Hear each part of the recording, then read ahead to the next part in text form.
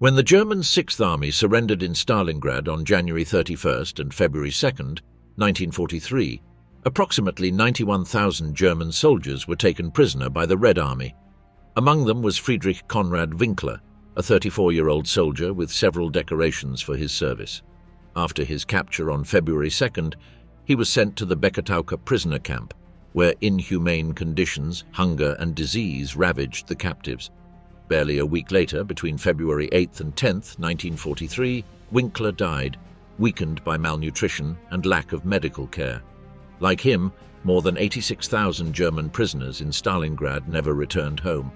Many perished in Soviet camps in the first months, and their bodies were never recovered. Their families were left in uncertainty, not knowing where or how they died. The soldiers who gave their lives for Germany and the Führer were forgotten in Soviet captivity.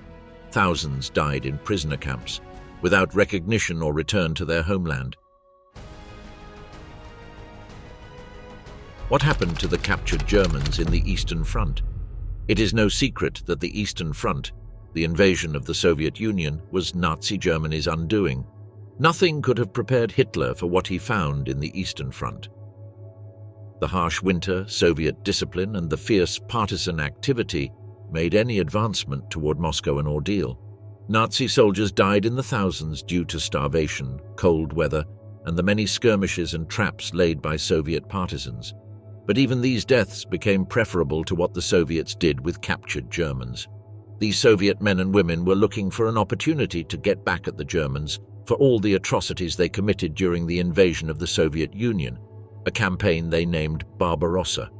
Throughout Operation Barbarossa, Hitler had ordered his soldiers to liquidate all so-called Bolsheviks and anyone who could be considered their allies or accomplices. For the German army, the order was clear. All Slavic peoples had to be eliminated. The war waged by Germany against the Soviet Union was a war of extermination, quite contrary to how they acted on the Western Front and the treatment of the French. Moreover, the Germans were ordered by Hitler to scorch earth on their retreat. With these orders, the Nazi soldiers massacred entire villages and destroyed towns. They left only death and destruction in their wake. But when the Red Army started to retaliate, all the German actions quickly came back to haunt them. These terrible genocidal actions on the part of Hitler's soldiers stuck in the collective imagination of Soviet soldiers. In fact, it did not take much propaganda on the part of Stalin to demonize the Germans. Many of these Russians who fought against the Nazis were themselves victims, their homes destroyed, their mothers, brothers and sisters massacred. The Soviet people undoubtedly bore the brunt of the war. There were more than 27 million people killed.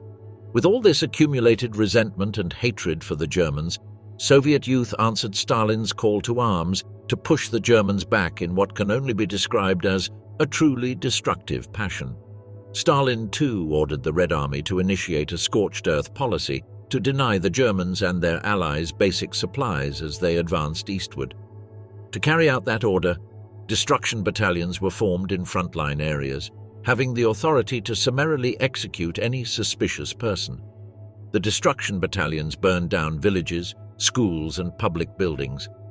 As a part of this policy, the Red Army and the Soviet secret police massacred thousands of anti-Soviet prisoners. The Soviet secret police was in charge of the prisoners of war, of anti-Soviet prisoners. The Soviet secret police was in charge of the prisoners of war.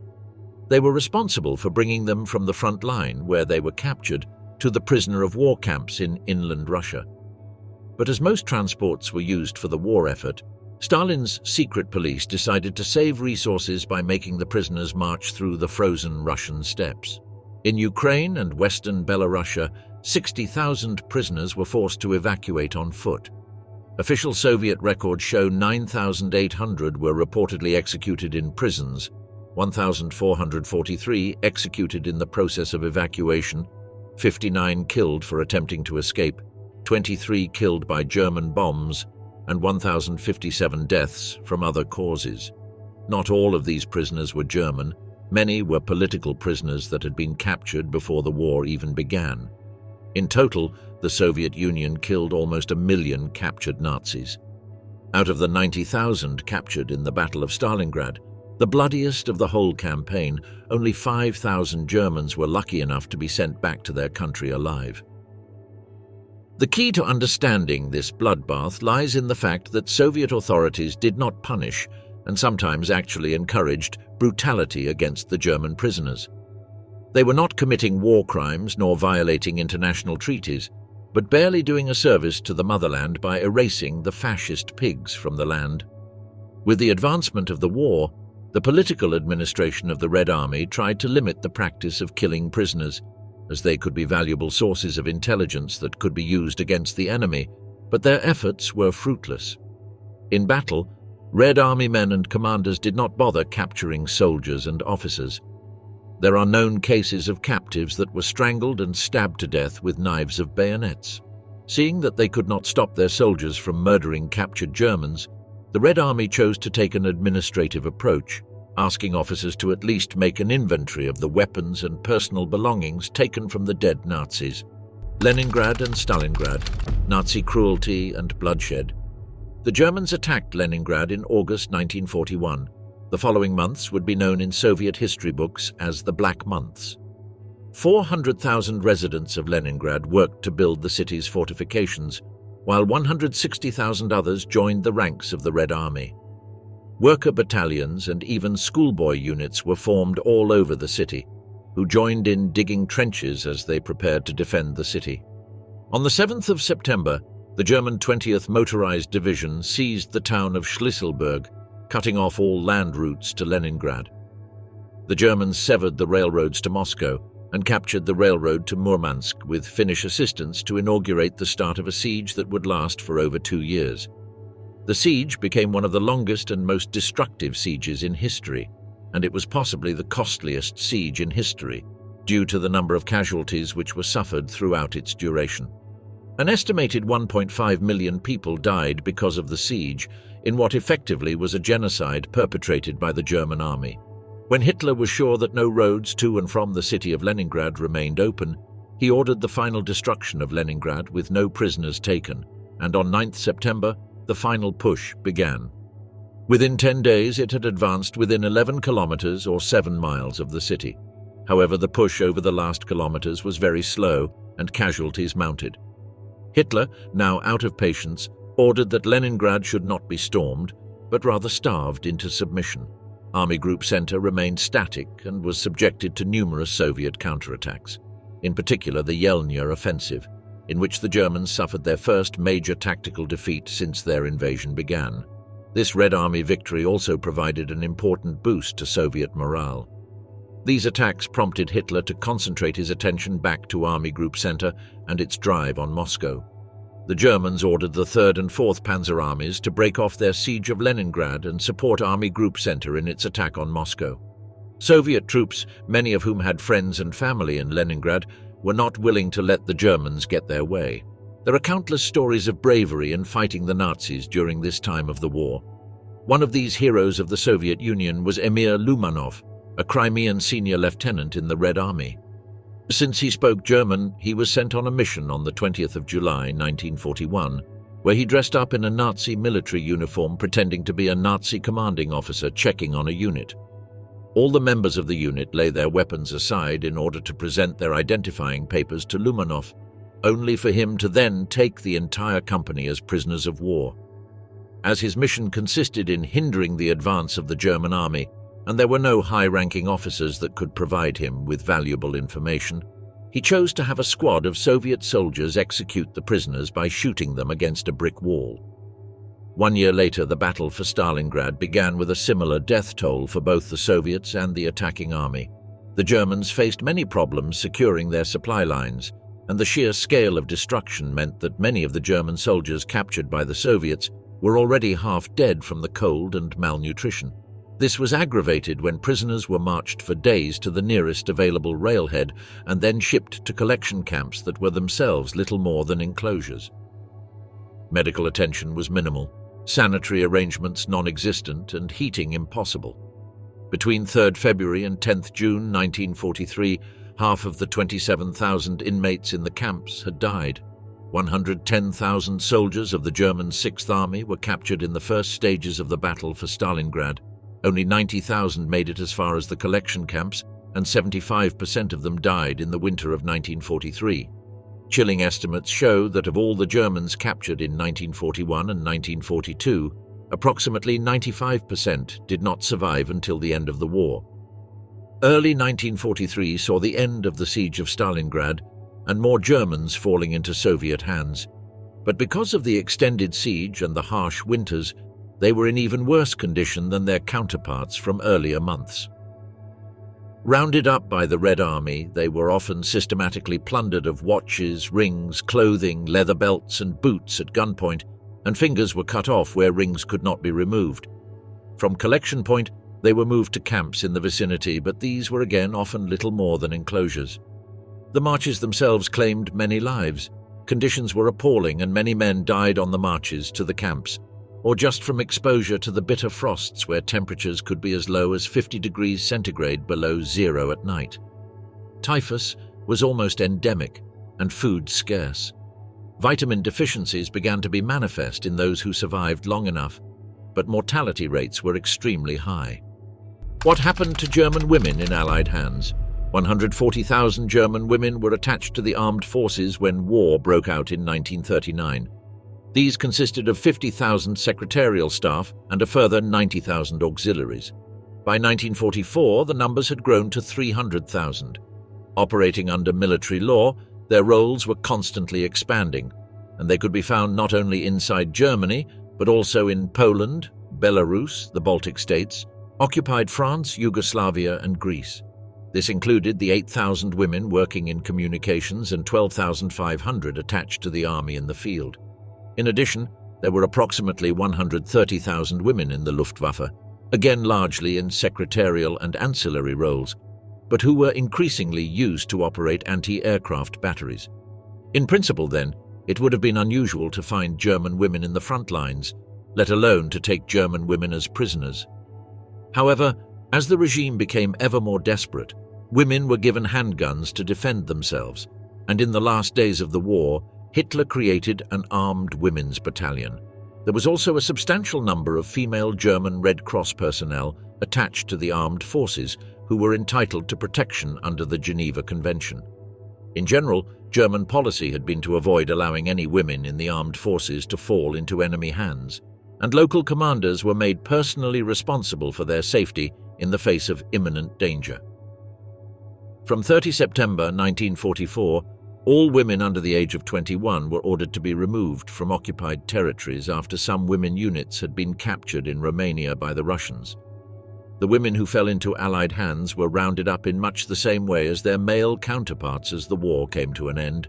More than 100 seem to have been held at the Pilsener North Barracks, where they became known as the Pilsener Sparrows after they had formed a choir to sing for their captors.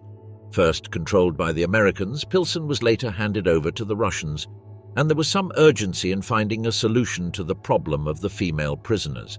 Most of them were surprisingly freed, but after screening, one female communications assistant was retained because she had been identified as member of the SS.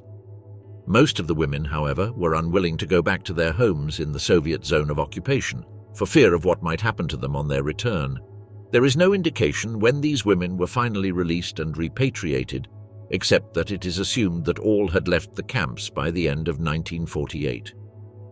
In the internment Soviet camps for prisoners of war, head shavings were commonplace and others were imprisoned, but there is an estimate that 200 women were martyred in the last days of the war. Although there are no official Soviet records, it is believed that these women were tortured to death in order to make them confess to participating in German war crimes. But the freed women also had a grim future. The rapid release of some of these women meant that they were caught up in the widespread and often lethal retribution carried out against former Nazis in the days following the collapse of the Third Reich. There was a surge of long-suppressed hatreds against the German, especially when Soviet men and women remembered what cruelties they had exerted on Leningrad and other places. Soviet authorities often looked the other way when these women were targeted on the streets and stoned or beaten to death by angry mobs of Russian citizens, liberating death camps and capturing their Nazi guards. The gruesome discoveries made by the Allied companies that liberated the concentration camps in the Third Reich made them hate the Nazis with such a passion that frequent bloodbaths ensued. Lieutenant Colonel Felix L. Sparks, serving as the battalion commander of the 157th Infantry Regiment within the 45th Infantry Division of the 7th United States Army, documented a fateful incident that occurred the very day of Dachau's liberation. Sparks observed the scene as approximately 50 German prisoners taken by the 157th Infantry Regiment were herded into a space previously designated for coal storage. The region featured a partially enclosed space defined by an L-shaped masonry wall, standing approximately 8 feet tall, adjacent to a hospital. A machine gun team from Company Y stood vigilant, overseeing the German prisoners of war. Lieutenant Colonel Sparks departed from those men, making his way to the heart of the camp, where SS soldiers remained unyielding. After covering only a brief distance, a soldier's voice pierced the air, shouting, "They're trying to get away!" Almost immediately, the sharp crack of machine gun fire erupted from the vicinity he had just vacated.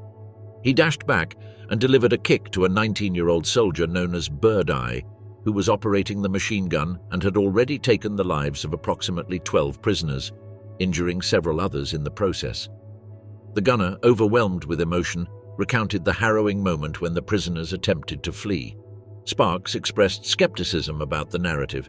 He assigned a non-commissioned officer to the weapon before continuing his trek toward the heart of the camp. Sparks further stated that the incident in question had sparked a flurry of sensational claims across numerous publications, suggesting that a significant number, if not all, of the German prisoners taken at Dachau were executed. The reality is quite the opposite. On that day, the total number of German guards killed at Dachau likely did not surpass 50, with 30 likely representing a more precise estimate. On that date, the regimental records reveal that more than 1,000 German prisoners were transported to the regimental collecting point. As the task force spearheaded the regimental assault, it became evident that nearly all the prisoners were captured by this unit, encompassing several hundred individuals from Dachau. In the investigation that ensued, led by Lieutenant Colonel Joseph Whittaker, an account was provided by Howard Buchner, a first lieutenant in the United States Army and medical officer with the 3rd Battalion of the 157th Infantry. This account, delivered to Whittaker on May 5, 1945, aligned with the Sparks account without contradiction. Buchner provided sworn testimony stating that at approximately 1600, he arrived in the yard where the German soldiers had been shot. He recounted observing 15 or 16 dead and wounded German soldiers lying along the wall. He observed that some injured soldiers were still in motion, yet refrained from examining them. He was uncertain whether any medical assistance had been requested for the injured. Some of the most important documents for understanding what happened during the first days of the liberation of Dachau are the letters that American soldiers sent home. Captain David Wilsey, an American doctor, detailed the reprisals he witnessed, addressing his wife Emily with heartfelt sincerity. Wilsey expressed that he experienced no emotional disturbance while observing the killings of the Nazis, whom he regarded as beasts deserving of slaughter.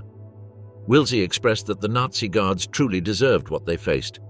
According to Wilsey, the initial actions of the liberated prisoners were directed towards the Nazi dog handlers and their dogs, who had ruthlessly taken the lives of numerous inmates. Wilsey recounted his experiences with the SS soldiers, detailing how he subjected them to icy, cold water while they stood at attention for long periods just before the liberators arrived to execute them. Another witness reported that several Nazis were captured and executed without trial, alongside the guard dogs that served them. Reports also claim that 16 SS men were executed in the coal yard at Dachau.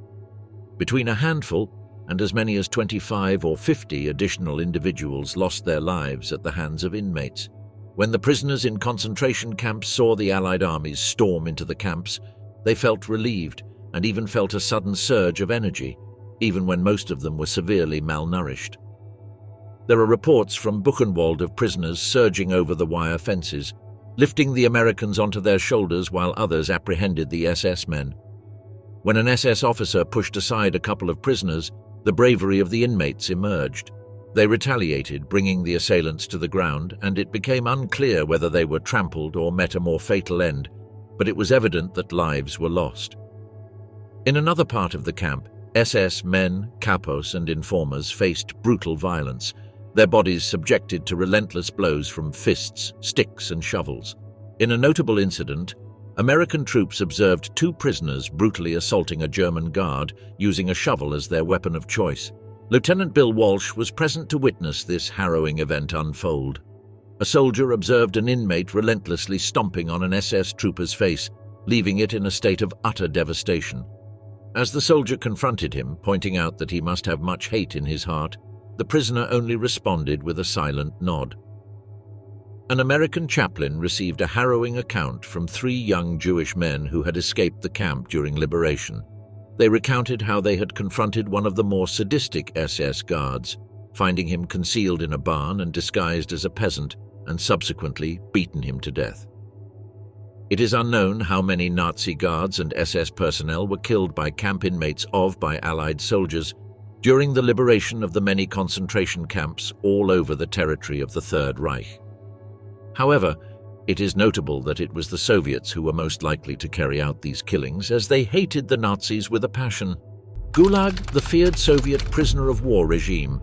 The Soviet army was well known for its cruel treatment of German prisoners, but they were hardly the first ones to suffer the complex punishments of the Soviet regime. When the German invasion of the Soviet Union began on 22 June 1941, the Soviet Union already had a working system for prisoners of war. This system of internment camps was known as Gulag, and its authorities had long-term experience of running camps and conducting interrogations. At the beginning of Operation Barbarossa, the Soviets had 8 prisoner of war camps, including normal camps for officers and other ranks, as well as punishment camps with more severe regimes. 30 reception camps were hurriedly created in Ukraine and Karelia to deal with the expected German prisoners of war, but after a month, only 19 were still in Soviet-held territory, due to the rapid advancement of the German army. In the early months of the war, the numbers of Germans taken prisoner by the Red Army were unsurprisingly not very large, as for the most part, it was in retreat against the onslaught of Hitler's forces. Post-war German investigations into the numbers of soldiers captured by the Red Army suggested a figure of up to 30,000 by the end of 1941. The camp population included Romanians, Italians and Bulgarians, as well as Germans, and the lack of early medical assistance also played a role in the numbers dying, as did the hatred of the prisoners by both the Soviet soldiers and the local civilian population, which meant that there was no chance of any pity or additional food being forthcoming. This animosity was not confined to the Soviets, but also to the Romanians, who notoriously hated the German officers. Germans had forced thousands of Romanian conscripts to fight in Stalingrad and other important battles in the Eastern Front. When they were captured in 1942, the Soviets did not make differences between the Romanians and their German officers. However, the Romanians never forgot why they were there in the first place. When the convoy of prisoners of war were made to cross the Volga River in their way to an internment camp, the Romanians took the opportunity to drown the Germans in the river. It was a gruesome death for the dozens of German officers who had brutalized Romanian young men in battle. By the spring of 1943, Soviet authorities had begun detailed registration of its prisoners and commenced their transport to permanent camps, mainly in Uzbekistan, Astrakhan, and Karaganda. Most of the transportation of prisoners was done through long and grueling train journeys. These journeys could last for several weeks at times, during which time prisoners had only intermittent access to food and water, aside from the boxcars being severely overcrowded. Of the first 30,000 prisoners sent in this way, only around 15,000 arrived alive. A speech given by Stalin shortly before had been published in Pravda and read by millions, where he asked for German enemies to be destroyed to the last man. Disobeying the supreme leader was an offense punishable by death, but they would also face court-martials if they violated the Geneva Convention. So Red Army and secret police staff just left the prisoners to their own fate, letting them die slow and painful deaths. 1944 was a year of amazing military success for the Red Army, and just that year 700,000 German and other Axis troops were captured, the majority in the second half of the year. Shortages of camp space, food, medical supplies, clothing and transport were all in evidence, a problem that was only made worse by the prisoners' belongings and clothing being looted after capture. Large numbers of Germans and others died in the early months of the year from cold and starvation, heart complaints and typhus. This remained the case in 1945, as the Third Reich collapsed, and even more German and Axis military personnel came under Red Army control. The Soviets were in no rush to improve the holding and transportation conditions for these prisoners. It has been calculated that from the 1st of January to the 13th of May 1945, a total of 2.5 million prisoners were taken by the Red Army in all fronts. Only about 33% of those prisoners were alive just 3 years later. Spine-chilling revelations of a German prisoner of war in Latvia. Perhaps the best way to understand what these German prisoners had to withstand when they fell in the hands of the enemy is through learning their individual stories. Gottlob Biedermann was an officer in the 132nd Infantry Division of the German Army and was sent to the Eastern Front in 1941. He participated in battle in Crimea, Sebastopol, Leningrad, and the Courland Pocket. It was precisely during his appointment to the Courland Army when his entire division surrendered on the 8th of May 1945. Biedermann became known in recent years after he published his memoirs in 2000, telling several raw stories about the Eastern Front and the treatment he and his comrades received on part of the Soviet army. His first encounter with his Russian captors was quite violent, as they started ripping decorations and insignia from the uniforms of the Germans. They made everyone stand in a line with their arms up and started to tear wristwatches and wedding rings from them. After that, the German prisoners were marched for 3 days before they received any food, so they had to resort to grass and tree bark to offset the hunger. When they finally were given some hot food, it was only thin cabbage broth. Finally placed in a holding camp at Sloka, Latvia, they were visited by delegations from an anti-fascist organization called the National Committee of German Officers, which was part of the National Committee for a Free Germany. This group was composed mostly of German defectors from the ranks of German prisoners of war and also of members of the Communist Party of Germany who moved to the Soviet Union after the Nazi seizure of power. They tried to persuade the captured Nazis of the benefits of communism and assured them that they would make sure to personally deliver whatever letters they wanted to write home. This proved to be a ruse for the Soviets to obtain information, as none of the letters ever reached their destination.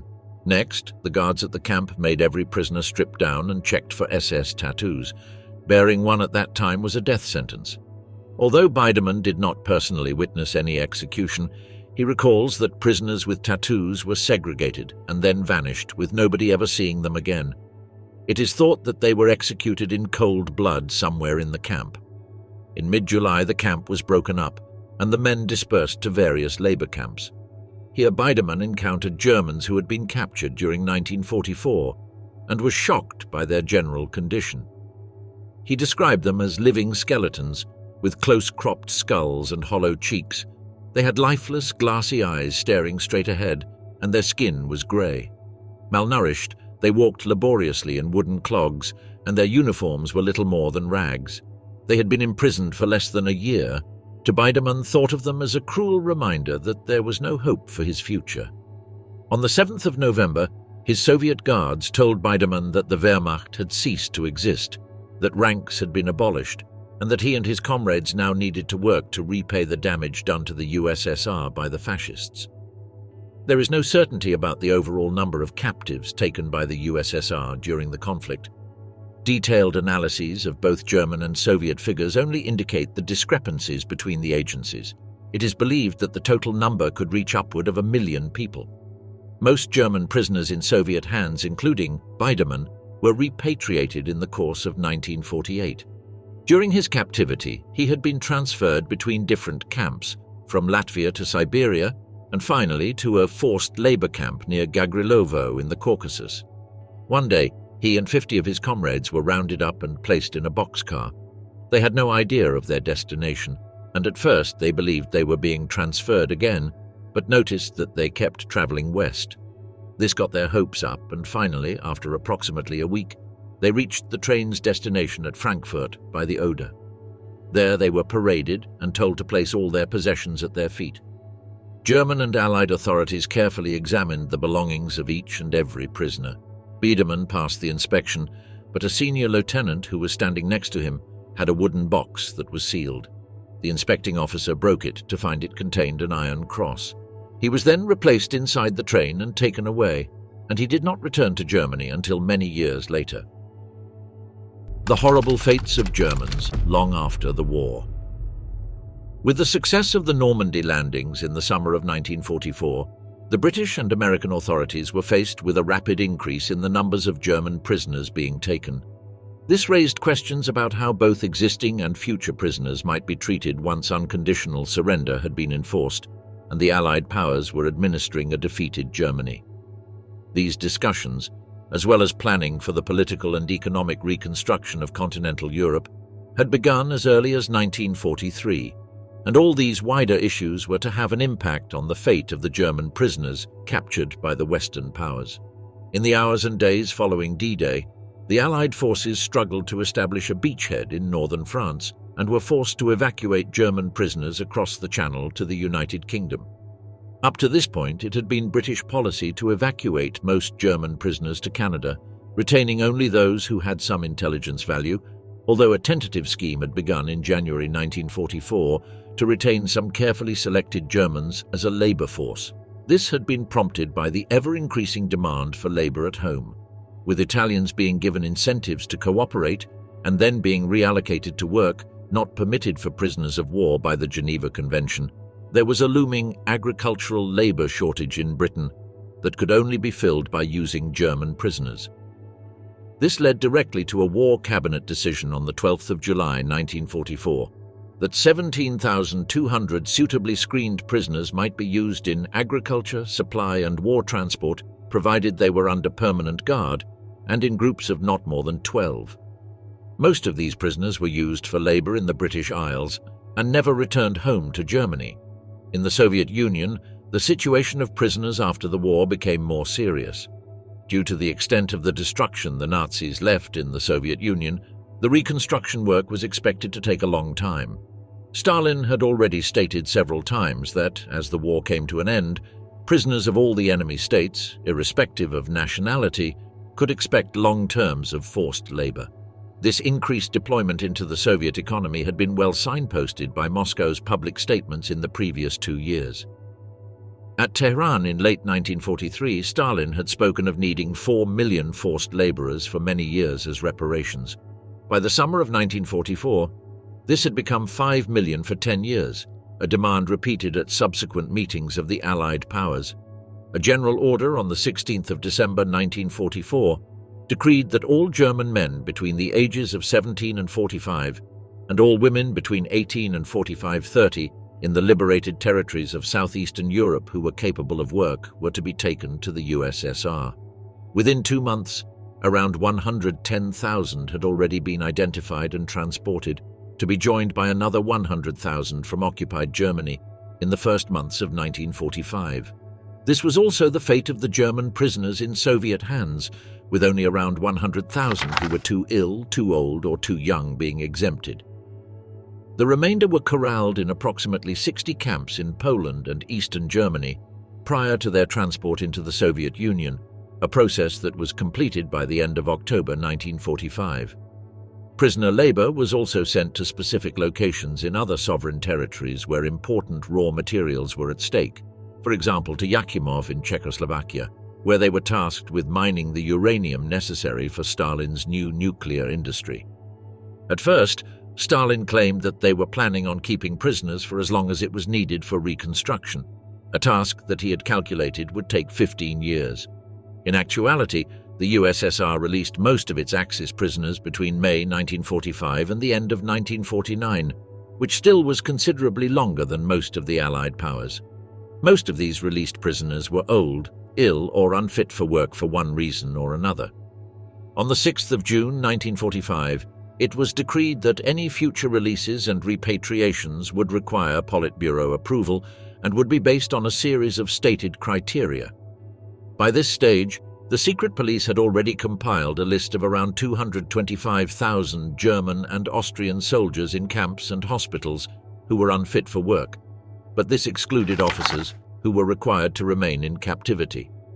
By August, a total of 708,055 prisoners had been identified as qualified for release, among them 412,000 Germans, again on the basis that they were unfit for work. But what happened to the rest? Although interested in getting rid of prisoners who were economically useless, The Soviet authorities were still keen to stop those with evident anti-Soviet views from leaving, and so anyone suspected was to be held back under a suitable pretext. As the USSR wanted to maximize the labor potential of the prisoners, Sergei Kruglov, as head of the Ministry of Development, put forward a plan to send home 150,000 men unfit for labor and increase the rations of the remaining prisoners by 10% to improve productivity. German accounts of captivity reflected on the hunger culture in most of the 2,500 camps inside the Soviet Union, but also noted that this was shared by the neighboring civil populations. There simply was not enough food in the country, whose productive capacity was completely destroyed during the war. The same German accounts speak of widespread dysentery among the prisoners and also reflect on their behavior patterns, on the hoarding of food, on the taboos that remained about eating certain things even in the direst hunger, on the ways in which food was stolen and traded within the camp, and even the prisoners' slow movement in everything they did. Desperation was also evident in the attempts at self-mutilation once it was known that those unfit for work were being sent home. There were accounts of men amputating fingers or inducing blindness. Most subtle were attempts to ingest excessive quantities of salt that would induce edema, and it was reckoned that some men were repatriated as a result, but that others died in the attempt. Erich Hartmann, The Last Battle and Captivity in the USSR. On May 8, 1945, Erich Hartmann, the Luftwaffe's top ace and the most successful fighter pilot in history, shot down a Soviet Yak-7 over what is now the Czech Republic. This engagement took place on the very day Germany signed its unconditional surrender.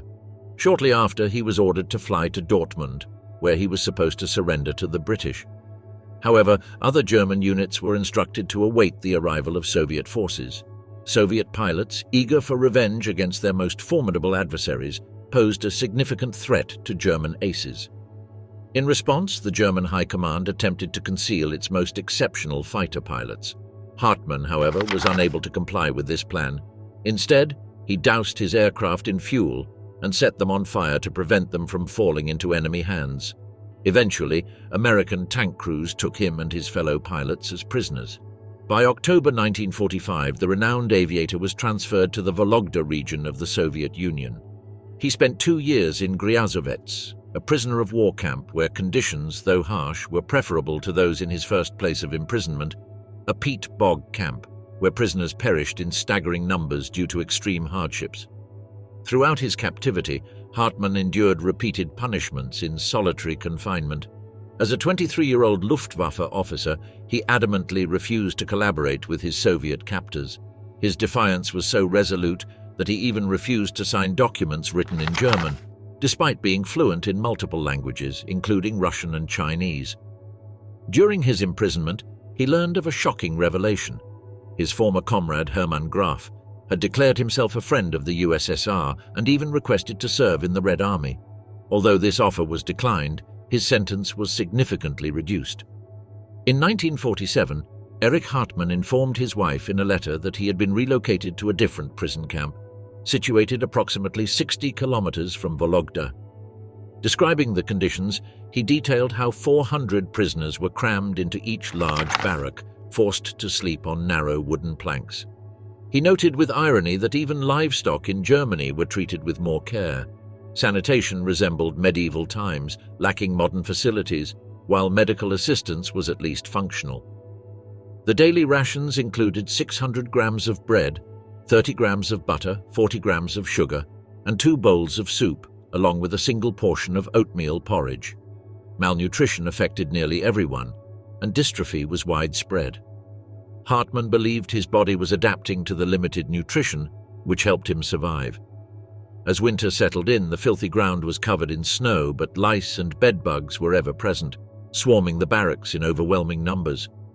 He acknowledged that as a renowned German pilot, he received better treatment than many others. During a hearing, he openly demanded execution rather than prolonged suffering, but his request was ignored. Despite everything, he clung to hope, repeating a military phrase in his mind, "Stand up and win." In the letter, he reassured his wife that they would reunite one day, embrace again, and find happiness. Over the years, Hartmann's wife wrote him approximately 400 letters, yet he managed to read only about 40. Tragedy struck when their 3-year-old son Peter passed away, news that reached him a year later. Prisoners spent most of their time constructing roads and buildings, but Hartmann refused to engage in labor that benefited the Soviet Union.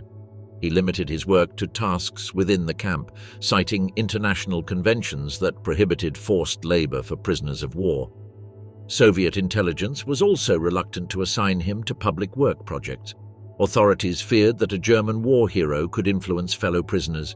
In 1950, Hartmann led a prisoner revolt in a camp in the Rostov region.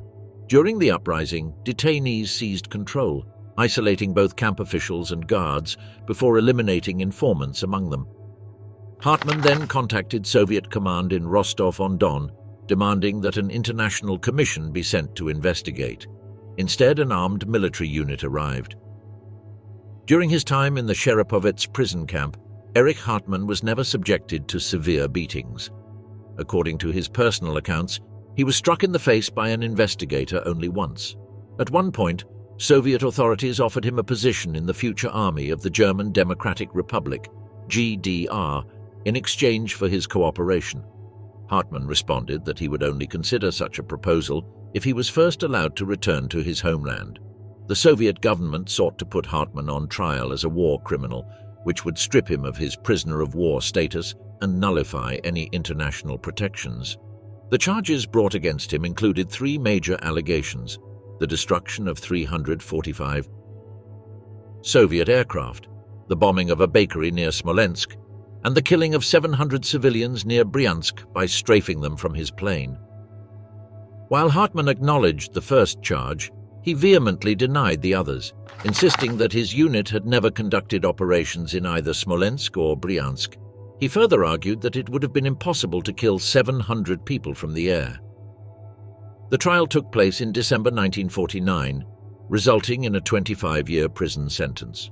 Following his involvement in the prison revolt, his sentence was extended by another 25 years. Meanwhile, both his wife and mother tirelessly petitioned Soviet authorities for his release. His mother, Elizabeth Hartmann, sent dozens of letters, even pledging in her 51st appeal to Stalin that she would personally ensure her son never acted against the Soviet Union and led a peaceful life upon his release. Significant support came from West German Chancellor Konrad Adenauer, who played a crucial role in securing Hartmann's freedom. During his 1955 visit to Moscow, Adenauer negotiated the release of German prisoners still held in the Soviet Union. Keen to improve relations with West Germany, the Kremlin accepted the request, particularly since Germany was offering favorable financial agreements in return. That autumn, Hartmann was finally allowed to return home.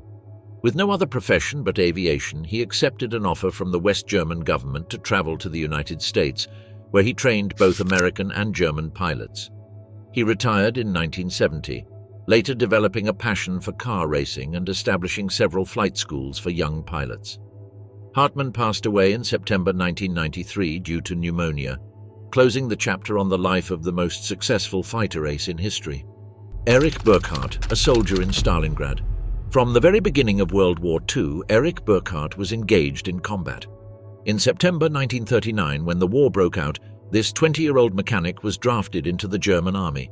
His first deployment was in France, but by the summer of 1941, he was sent to the Eastern Front, advancing into Soviet territory. According to his testimony, in the summer of 1942, his unit marched alongside the 6th Army of the Wehrmacht from the Donets Basin towards Stalingrad. On August 24th, after suffering heavy losses, they reached Kalach. As they advanced closer to the city, Soviet resistance grew fiercer.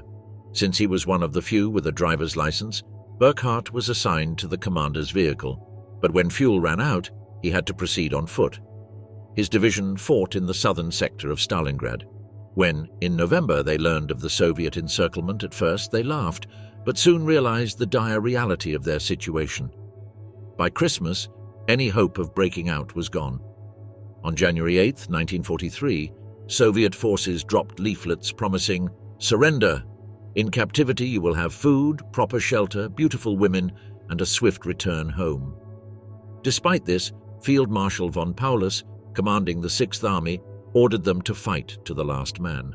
However, for many soldiers, the prospect of capture was more terrifying than the battle itself in the inferno of the Kessel. Every day, hundreds of soldiers perished. These were not heroic deaths for the Führer or the fatherland. They were simply the inevitable fate of the trapped army. Those sheltered among the city's ruins had better chances of survival, but men left in the frozen steppe suffered even more. Burckhardt recalled how many lost their legs to frostbite, crawling on their knees in search of shelter among the destroyed buildings. The wounded were simply left lying where they fell, with no one to care for them. Their screams echoed until they bled to death. As the situation worsened, some soldiers resorted to suicide. Among them, General von Hartmann, the division commander, stood completely exposed on the railway tracks, awaiting the fatal bullet that would take his life. The atmosphere was one of hopelessness and resignation. By January 31st, 1943, Soviet forces had reached the entrance of their shelter. With no other option, the remaining German troops threw down their weapons. They were led outside and marched to Red Square, the heart of Stalingrad. There, Burckhardt witnessed a defining moment, the evacuation of Field Marshal von Paulus by Soviet forces. The very commander who had ordered them to fight to the last man had chosen to surrender. What Erich Burckhardt experienced during his transport to captivity surpassed even the horror of the Kessel of Stalingrad. Prisoners were crammed into train cars, 100 men per compartment given minimal food and, most devastatingly, no access to water. Through the cracks in the wooden walls as the train rattled across Soviet territory, they could see guards filling the locomotive's boilers with water, while inside they were dying of extreme thirst. The deaths began soon. The corpses were piled in the center of the wagon, but over time the survivors became too weak to move them. The dying men barely had enough strength to crawl to the pile before taking their final breath. The bodies at the bottom started decomposing. After 22 days, when the train finally reached Uzbekistan and the doors were opened, only 6 men remained alive in Burckhardt's wagon. 94 had perished. In some wagons there were no survivors at all. At the prison camp, food was scarce, and diseases such as malaria, typhus, and dysentery spread uncontrollably. Between February and May 1943, out of the 6,000 survivors from the train, only 1,200 remained alive. In May, Burckhardt was transferred to a prison camp in the Urals, where he endured forced labor and severe malnutrition. He lost 44 kilos and his health deteriorated drastically. Finally, in August 1945, a camp doctor certified that he was critically ill due to starvation, which allowed him to return home. Upon his arrival in Saxony, he was warned to remain silent about what he had endured in Soviet captivity. In East Germany, DDR, the suffering of German prisoners of war was a forbidden subject. It was not until 1990, after German reunification, that he was able to speak openly about his experiences. Since then, he has met with other veterans of the Battle of Stalingrad, including former Soviet soldiers. In their youth, they were mortal enemies, but today they meet as friends and comrades. The death train to Uzbekistan, as Burckhardt described it, represents one of the greatest abuses committed against German prisoners of war. Thousands perished in these inhumane transports. However, some former captives claim to have received good treatment during their time in captivity. Out of 3.3 million German soldiers captured by the Soviet Union, 1.3 million never returned. Conclusion: the Nazis became known since World War II for their incredible acts of cruelty and destruction, but the retaliation after they lost the war was equally cruel. Red Army soldiers and officers showed no mercy toward the Nazi invaders, killing them on the spot, torturing them in the field and in the labor camps, and making them work to exhaustion in reconstructing the Soviet economy after the war. Men and women from all the USSR volunteered to fight the Nazis, and those who did not join the army joined popular militias in every town of the country. Many Nazi guards and SS officers never had the chance to leave the concentration camps where they worked, and those who did would suffer the consequences of fighting in the wrong side for several years after the war. These are the stories of the men and women of the Third Reich who were captured by the enemy armies and would never return to their homes, and the cruel fates they met in the hands of the victors.